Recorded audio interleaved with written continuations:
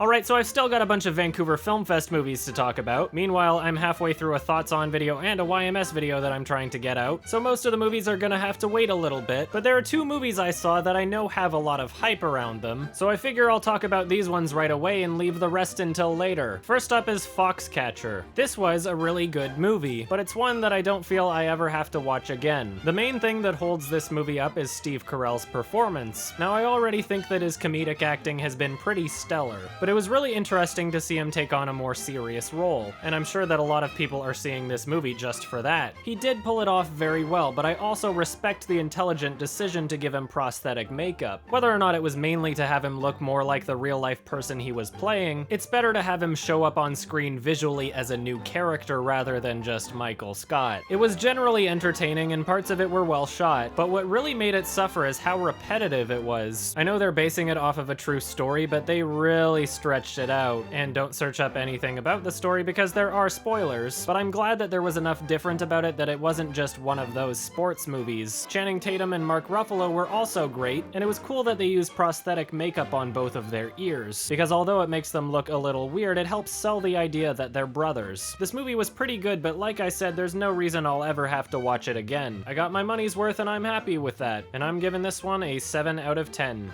The other movie I saw at Vancouver Film Fest that I know has a lot of hype was Whiplash, and it was pretty fantastic. This is a movie that really exceeded my expectations. It was already something I was looking forward to, but I didn't expect it to be this great. The writer and director previously wrote a guilty pleasure of mine called Grand Piano. It's just as musical as this film, but the sequence of events is a little bit more far-fetched. Grand Piano was a guilty pleasure, but Whiplash is one of the best films of the year, and J.K. Simmons gives one of the best performances of the year. Not only did he fit his role extremely well as a fiercely intimidating conductor, but he was able to bring a level of depth to his character that I did not expect. And because of how seamlessly the character was written and performed, his character was not only believable, but understandable. Without explanation, you're gradually able to interpret his motives and why he acts the way he does. And every single scene he's in is not only massively entertaining, but extremely well delivered. Thankfully, this isn't one of those films where you have to be patiently waiting for those scenes to show up, as he is an extremely prominent role within this film. Miles Teller also did a pretty great job with his performance, but holy crap can he ever drum. As a musician, it was apparent that they were syncing to backing tracks being played, but they were in no way faking their abilities. Now, I know this isn't going to affect the average viewer's experience, but as someone that plays a lot of instruments, unfortunately there were countless points in the film where I noticed that what was being played wasn't exactly accurate. Not only were a lot of the notes distractingly off sync for me, but many of the hits that you hear aren't even being played. It's not really something that's going to bother the average viewer because at most it's only about one hit every measure that's being missed. Most of what he's playing is also pretty fast, so if you're not the type to pick up on it, it's not going to bother you. Again, it doesn't happen the entire movie, but it does happen a lot. Fortunately enough, I did not notice any inaccuracies in what I would consider to be the most important scene. And crazily enough, despite the notable inaccuracies of the piano in the film, there's a short scene where J.K. Simmons is playing piano and he's actually playing it accurately. I know that the musical inaccuracies aren't going to bother people that aren't musicians, but when you're making a movie that features music so prominently, I would consider it to be more than fair criticism to point it out. Part of what I loved about Grand Piano is how amazingly accurate the music was throughout the film. Obviously, it's not completely accurate, but it was cheated very well. In one of my favorite movies of all time, The Piano Teacher, the inaccuracies were so minor and so well cheated that I was only ever able to pick up on them after the Blu-ray was recently released. I'm not sure if I've ever seen a film pull off such complicated music scenes perfectly, but in Whiplash, it was pretty noticeable for me. And I gotta say, despite those minor inaccuracies, the music was very impressive. After I left the theater, I just couldn't stop ham-boning. Ham-boning.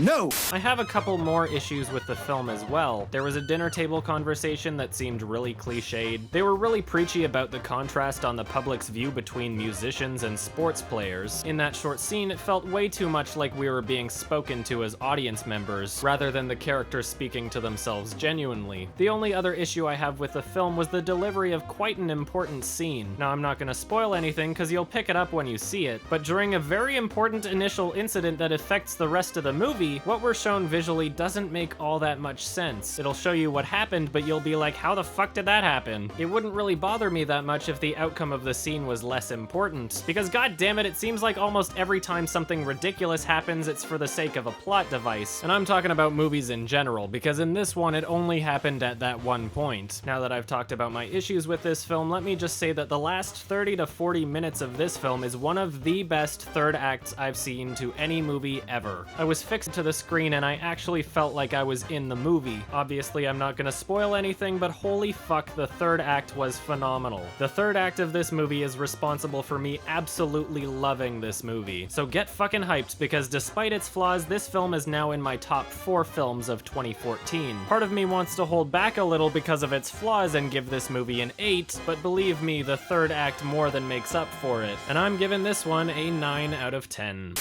Well, oh, Jesus Christ! God damn it. Oh, look up.